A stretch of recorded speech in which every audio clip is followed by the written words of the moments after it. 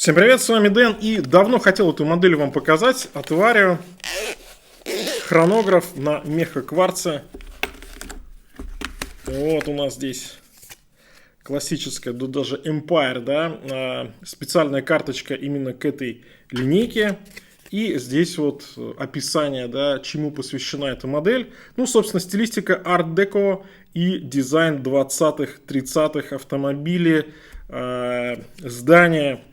Давайте смотреть. Очень мне нравится. Vario — сингапурский микробренд, который всегда прям заморачивается, очень тщательно и дотошно подходит к дизайнам. И здесь, вот, как мне кажется, именно тот случай. Вообще здесь корпус очень-очень классный. Но давайте, конечно же, сначала про внешний вид этих часов. Значит, Империя, да, Empire, тахиметр, хронограф называется эта модель. Здесь внутри стоит мехакварц Seiko VK64. Ну, вот здесь, кстати, у нас уже Empire State Building. Я думаю, ему именно посвящена эта модель. Вот, собственно, гравировочка такая есть на задней крышке. Seiko VK64 это мехакварц, то есть часы, которые... Ну, вот в данном случае здесь модуль хронографа.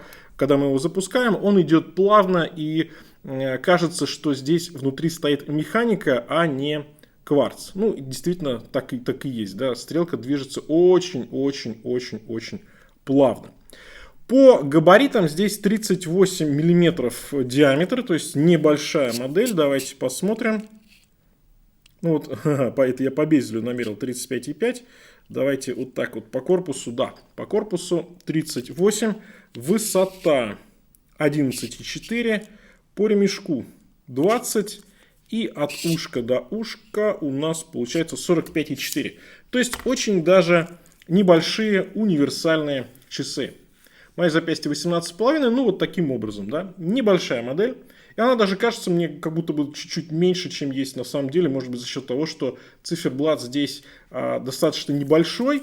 Видите, корпус такой как будто бы двухсоставный. То есть рант, а есть еще часть корпуса, которая немножко шире, чем рант. Ну и ушки здесь такие массивные. Тоже, опять же, вот эта вот стилистика, да, арт-деко. Здесь зданий массивных, может быть, в каком-то плане немножко проглядывает. При этом квадратные такие сглаженные кнопки по хронографу, они небольшие. И сама заводная головка, ну заводная просто головка управления, да, здесь подзаводить часы не нужно, это все-таки кварц, она небольшая. И хорошо сочетается с общими пропорциями этой модели. Вот защита 50 метров, сапфир, внутренний антиблик и, конечно же, и ремешок фирменный от Vario. И Vario, как вы знаете, начинали именно как производители ремешков. И, собственно, я бы сказал, что славятся своими ремешками, потому что цена, качество здесь, конечно, просто потрясающее. Здесь, вот видите, немецкая кожа. Ну, ремешок такой под винтаж. Мне нравится его, то, что он матовый. Вот у него такой немножко есть рисунок здесь, прострочка в тон. Классно. Ну, я люблю ремешки Vario, у меня их очень много. И мне кажется, это одни из лучших ремешков, которые можно именно приобрести.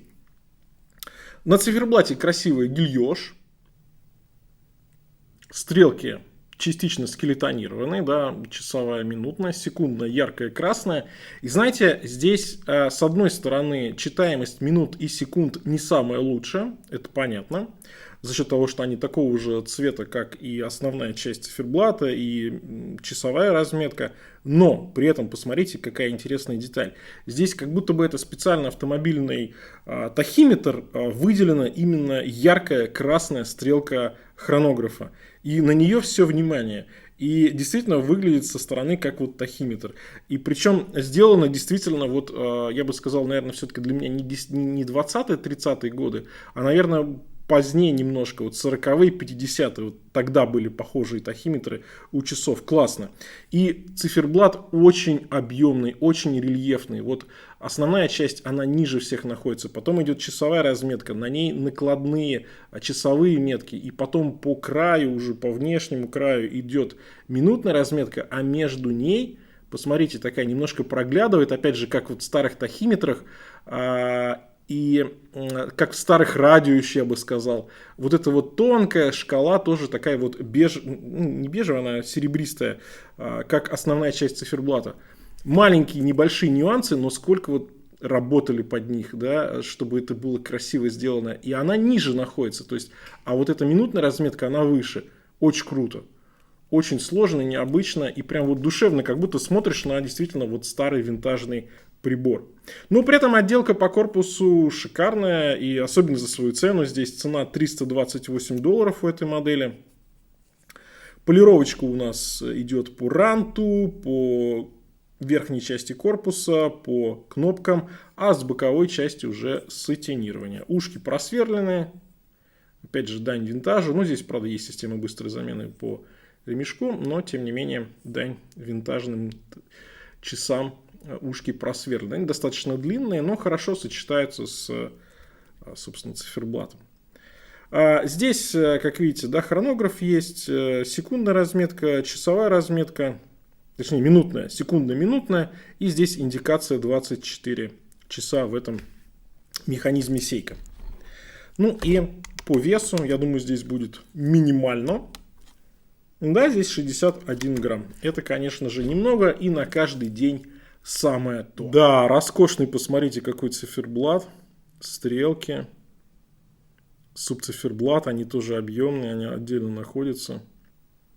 Класс.